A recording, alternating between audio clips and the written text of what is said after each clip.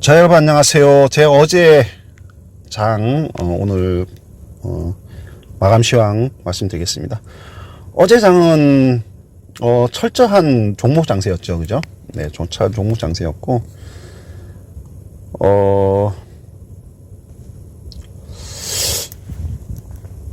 그리고 이제 시총 종목 장세가 이제 시총 상위 종목에서 이제 많이 발생했어요. 그러다 보니까 이제 시총 상위 1위부터 12위 정도까지 종목들이 다 상승했어요. 자, 여러분 보시면 알겠지만 어제 코스피에서 상승이 374종목, 하락이 463종목, 하락이 더 많죠. 코스닥도 상승이 435종목, 하락이 883종목, 한 2배 더 많죠, 하락이. 그죠? 네. 코스닥은 게다가 하락했어요, 1%. 근데 코스피가 엄청나게 상승했죠, 120포인트.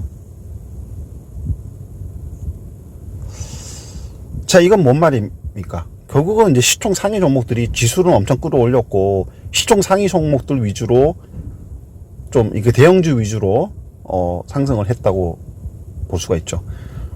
뭐, 어제 이제 대형주, 대표적인 대형주, 뭐, 카카오하고, 삼성전자, 현대차, 이런 종목들, 그 다음에 뭐, 이제 많이 올랐죠. 그런 종목이 오르니까 이제 이게 뭐, 120포인트나 이제 상승을 했어요. 자, 여러분, 올해 들어서, 처음에 이제 초장에 뭐, 하루 이틀은 개인들이 매수했죠. 제가 이제 작년 말부터 계속 말씀드린 게 있어요. 투자 주체는, 매수 투자 주체, 분명히 제가 이렇게 말씀을 드린 게 뭐냐면은, 작년 말 12월 한 초부터인가 중순부터인가, 투자 주체는, 매수 주체는 계속 바뀔 것이다. 하지만 지수는 계속 올라갈 것이다. 그리고 매수 주체가 바뀌면은 상승 종목도 바뀔 것이다. 왜냐하면 주체마다 좋아하는 종목이 있거든요.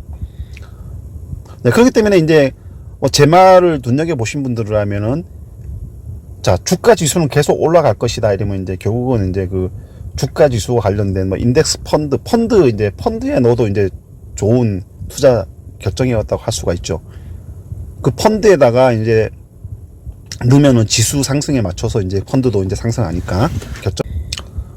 뭐 그렇지 못하다면은 이제 투자 주체들의 동향에 따라 이제 갈 수밖에 없는 것이죠. 자, 이제 올해만 들어서 한번 보시면은 올해 초에 이제 상승 종목, 그러니까 4일날, 5일날, 뭐 지금 일주일밖에 안 지났지만 뭐 4일날, 5일날에는 누가 매수를 주체였어요? 개미였잖아요, 개미. 그때 상승 종목이 뭐였습니까? 주로 바이오, 코로나 관련된 바이오 벤처나 뭐 코로나 관련주였죠. 그쵸? 작년 말부터 시작해가지고 개미들이 이제 집중적으로 엄청나게 뭐 조 단위로 매수하고 이럴 때, 뭐 특히 이제 코로나 뭐 CMO 관련된 뭐 녹십자, 종근당, 셀트리온, 뭐 대웅제약 이런 것들이 급등했었잖아요, 그죠? 자, 그러다가 이제 기관이 매수를 했어요. 뭐 어제하고 뭐 지난 주 중반쯤에. 자, 그때는 어땠나요? 기관이 선호하는 종목이 올랐죠. 뭐 우리가 이제 개미들이 좋아했던 뭐 아까 개미들이 집중적으로 매수했던 뭐 바이오 벤처라든가 코로나 테마주 관련된 종목들은 하락을 하고, 기관이 좋아하는 종목들 어떤 거였어요, 그때? 뭐 증권, 건설, 보험, 그다음에 뭐 화학, 뭐 이런 종목들이었죠. 조선, 네, 이런 종목들이 급등했단 말입니다. 네, 뭐 어디 뭐 유튜브 누구 보컬님인가, 그분은 보니까 하나생명을 가지고 있었는데 거의 뭐 하나생명이 급등해갖고 뭐 2년인가 3년 만에 원금 찾아가지고 매도했다고, 2% 한 3년 동안 들고 있었는데 뭐 계속 손해를 보고 있다가 2%인가 뭐 수익을 보고 뭐 털었다 그러더라고요. 근데 그러니까 이제 그렇게 움직이지 않는 그런 금융주 이런 종목들이 이제 기간에 이제 매수에 의해서 상승을 했어요. 자, 그런데 이제 어제는 또 어땠어요? 어제는 기관이 엄청나게 매도했죠. 그리고 누가 샀어요? 매수 주체가 외국인이 바뀌었어요. 외국인이 바뀌니까 어때요? 외국인들이 좋아하는 종목들, 외국인들은 뭐 반도체, 그다음에 뭐 기술주, 네, 이런 종목들 좋아하잖아요. 그죠? 이런 종목들이 어제 급등했단 말입니다. 물론 뭐 그냥 뭐 이제 제가 봤을 땐 그래요. 다 나름대로 이유가 있어요. 뭐 기관이 그런 텍트주를 금융주를 샀을 때는 그 바이든 그 정부의 공화당 그 이제 다 누른 조지아주 선거에서 그 누른 영향으로 뭐 블루웨이브 물결에 따라서 바이든 수혜주에 해당되는 뭐 금융주들이 금융주들을 샀다는 이유가 있을 것이고, 뭐 어제 외국인이 샀을 때는 뭐 각 종목별로 뭐 이제 삼성전자, 뭐 현대차 이 종목들을 외국인들이 많이 샀는데, 그 종목들이 뭐 가지고 있는 재료이 때문에 살 수가 있고, 개미들도 나름대로 이제 뭐 코로나 치료제, 군대 뭐 모더나의 어떤 CMO 녹십자, 뭐 혈장 치료제, 예? 이런 거 있잖아요. 그다음에 뭐 이제 코로나 치료제에 관련된 부분들 뭐 다 이유가 있어요. 이유가 있기 때문에 이제 그렇게 오른 것이죠. 자, 그런데 이제 제가 말씀드린 대로 어때요? 지수는 계속 상승해 왔죠, 그죠? 뭐 투자 주체가 바뀐다고 해서 지수가 하락하거나 그랬나요? 그건 아니잖아요, 그죠? 그 꾸준히 2,300부터 꾸준히 이제 돌파해가지고 꾸준히 올라오면서 지금 3,000 넘어섰단 말이죠. 물론 뭐 엊그제 3,000 돌파하는, 그러니까 기관이 샀을 때 3,000 장중에 돌파하고 하락을 했지만, 근데 기관이 왜 그래? 그러니까 저는 그렇게 봐요. 기관이 엄청 매수했는데 왜 지수는 하락했느냐? 기관이 집중적으로 매수한 종목들이, 이게 제가 말씀드린 아까 뭐 금융주, 뭐 건설주, 뭐 조선주 이런 시총 상위 종목들이 아닌 경우가 많거든요. 그렇기 때문에 뭐 지수는 그렇게 뭐 많이 안 오를 가능성이, 오히려 하락했을 가능성이 높겠죠. 그죠? 저는 그렇게 봐요. 분석을 하고 있거든요. 그래서 하락했다고 보고.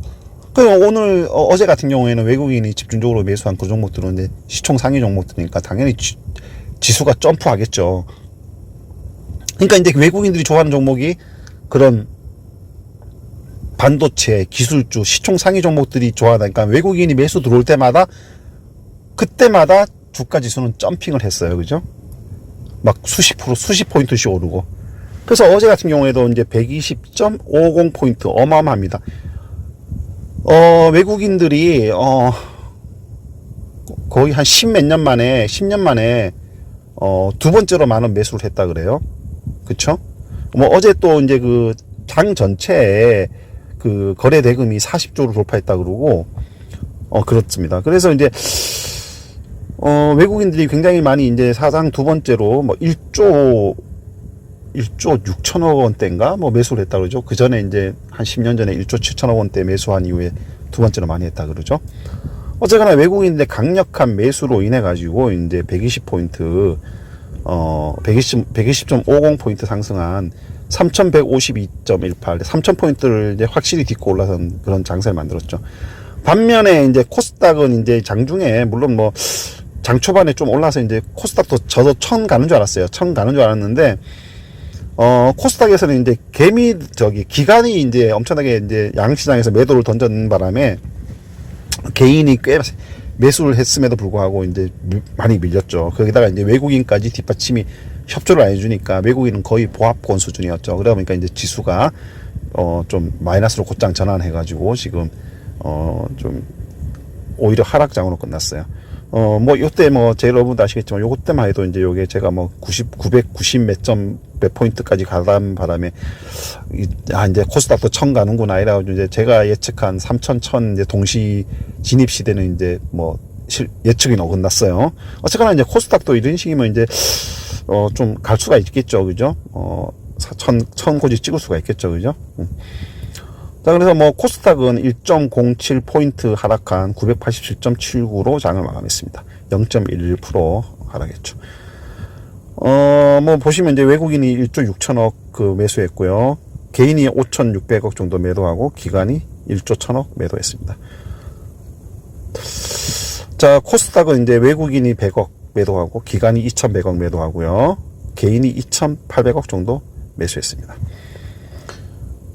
자, 뭐 그래서 이제 뭐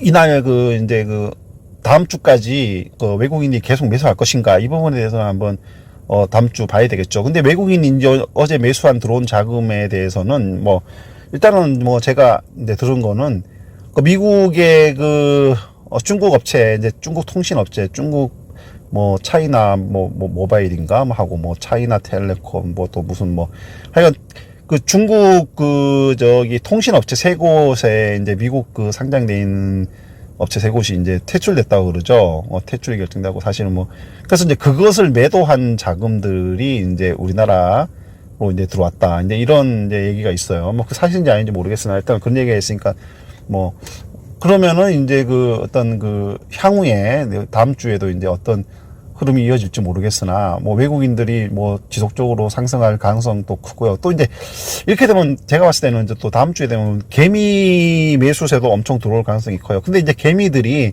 사실 너무 그러니까 이제 겪어보지 못한 주가이기 때문에 두려움이 굉장히 커요. 이거 너무 지금 너무 많이 올라서 이제 사실 그 시중에는 지금 뭐 의견들이 반반이 엇갈리죠. 야 너무 올랐다. 이제 차익 실현하자. 뭐 이런 쪽이 한 반 있고. 야, 이 뭔 소리냐. 이제 시작이다. 이제 뭐 시작은 아니지만 이제 아직 더 충분히 더 오를 수가 있다. 자금이 계속 들어오고 있다. 유동자금이. 예?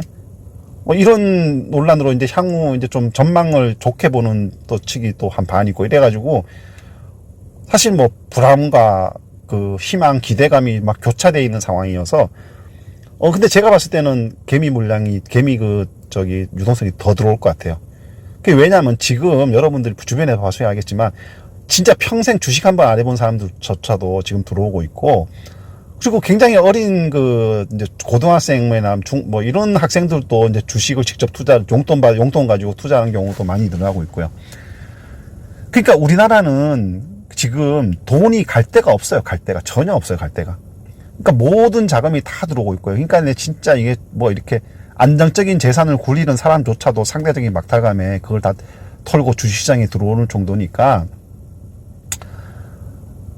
당분간은 유동성이 이어질 것 같아요. 그리고 뭐 글로벌 시장 자체도 이제 그렇죠. 근데 이제 뭐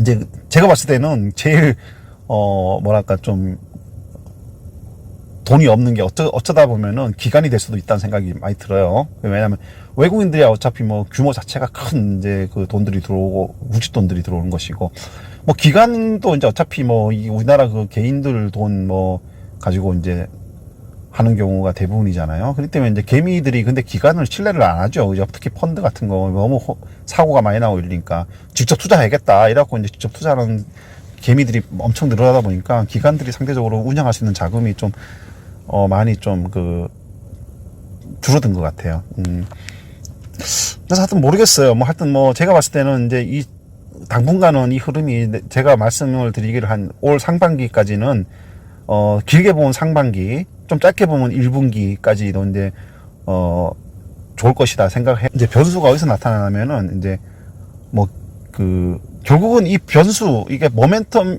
그러니까 이게 그 어떤 방향성 쏠림 현상을 꺾어지는 관점을 저는 외국인이라고 봐요. 외국인. 기간은 뭐 일시적으로 조정을 만들 수는 있겠지만 지금 상황에서는 그래요. 옛날에는 아니었지만 지금 상황에서는 이제 그 일시적으로 조정을 만들 수가 있겠지만 뭐 이렇게 그 개미의 유동성이나 외국인의 유동성이 계속 뒷받침된다면은 그게 어떤 뭐 짧은 단기 조정밖에 못 만들 것 같고요. 물론 뭐 작년에 뭐 한 9, 10, 11월 한 2달, 3달 동안 이제 계속 조정 장세를 만든 경우도 있긴 하지만 그때보다는 지금 훨씬 더 많이 돈이 들어와 있죠. 그죠? 네, 그렇기 때문에 이제 결정적으로 내가 봤을 때 외국인의 움직이는 것 같아요. 외국인의 움직임. 외국인은 결국은 뭐 미국에 뭐 이제 뭐가 있을까요?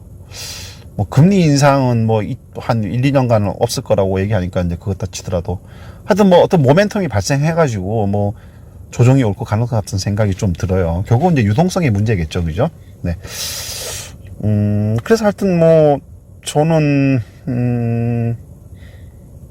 좀 지수가 이제 그 옛날하고 지금 그 증시가 많이 바뀌었죠. 그렇기 때문에 옛날에 그 뭐 라떼라고 그러잖아요. 라떼 그죠? 옛날에는 뭐 어떻고 그러니까 이 과거의 경험을 가지고 물론 과거의 경험이 이제 과거의 어떤 증시의 흐름 뭐 이런 거를 무시하자는 게 아니라 지금은 이제 굉장히 빠른 속도로 트렌드가 변하고 있어요. 그렇기 때문에 과거의 그 관념을 가지고 주식시장에 이제 접근하면 안 될 것 같고요. 그런 분들이 있죠. 그래 지금 뭐 특히 이제 나이가 많은 분들은 이 현재의 흐름을 이제 빨리 캐치를 해야 되는데, 그 옛날에 어떤 그 돈을 벌었던, 옛날에 주식장에서 돈을 벌었던 그때의 어떤 그 이론, 뭐 그때의 어떤 그 뭐 고정관념 이런 거 가지고 계속 지금 뭐 주식에 대해서 이제 이게 얘기하는 분들이 있는데, 그래서는 안 되는 거죠. 빨리 지금의 어떤 그 흐름을 빨리 캐치해가지고 과거의 뭐 데이터베이스를 토대로 해가지고 이게 믹싱해서 잘 이렇게 빨리 전망하는 게 훨씬 더 좋다고 이제 보여집니다. 자, 그리고 이제 하여튼 뭐 오늘 어제죠. 어제 이제 주식장은 그래서 이제 몇몇 종목, 대형주 종목만 상승하는, 그래서 이제 주가 지수는 뻥침 점핑하는 이런 일이 벌어졌고요. 뭐 아까 이제 종목에서도 보셨지만 이제 하락 종목이 더 많단 말입니다. 양시장 모두. 그렇기 때문에 어제 지수가 굉장히 점핑했지만 사실 뭐 이렇게 웃을 수 없는, 본인의 계좌는 오히려 뭐 보합이거나 마이너스가 된 이런 분들도 굉장히 많을 거라고 생각해요. 그러니까 이 주식 상승과 하락의 비율만큼이겠죠. 그죠? 그러니까 이제 뭐 예를 들어서 뭐 10명의 투자자가 있다면은 뭐 한 서너 명만 좀 어제 뭐 수익을 맛봤고, 나머지 한 대여섯 명은 오히려 뭐 주가 자기 계좌가 뭐 보합권이거나 아니면 뭐 소폭의 혹은 마이너스 이런 모습을 보였을 것 같고요. 코스닥을 많이 들고 있었던 분들은 오히려 더 이제 손실을 본 분들이 더 많은, 어제 이제 계좌가 마이너스, 그저께보다 어제가 더 뭐 마이너스가 된 분들도 더 많을 것이라고 이제 예측이 돼요. 이게 사실 주식은 답이 없는 게 이런 게 굉장히 애매해요. 뭐 어떤 딱 들어맞는 이론이 없거든요. 사실 그래서 저는 이렇게 제가 이제 말씀드리고 싶은 거는 일단 주식에 대한 종목을 공부를 해야 돼요. 해야지만 내가 이 종목을 계속 장기로 들고 갈 것인가, 단기로 들고 갈 것인가 판단할 수가 있거든요. 장기로 들고 갈 수 있다는 판단이 있으면은 그 종목에 비중을 많이 넣고, 그런 종목은 이제 주가의 어떤 변수에 따라서 흔들림이 오더라도 그게 이제 금방 회복이 되거든요. 그런 종목들은. 근데 지금은 그런 종목들이 대체로 봤을 때는 이제 기술주들이죠. 기술주들이 그런 종목이기 때문에, 그런 종목을 기술주라고 해서 다 좋은 건 아니고, 그런 종목 중에서 충분한 뭐 상승 시그널을 가지고 있는 종목들은, 그런 이제 펀더멘탈을 가지고 있는 종목들은 사서 그냥 꾸준하게, 오히려 그런 종목은 흔들릴 때마다 추가 매수하고 이런 전략을 써가지고 비중을 그쪽으로 많이 쏠리고요. 그리고 나머지 한 20, 30%의 비중 가지고 이제 뭐 스윙, 단타 뭐 이런 매매를 하면은 아무래도 좀 뭐랄까, 장기로 가면 좀 지루하잖아요. 그죠?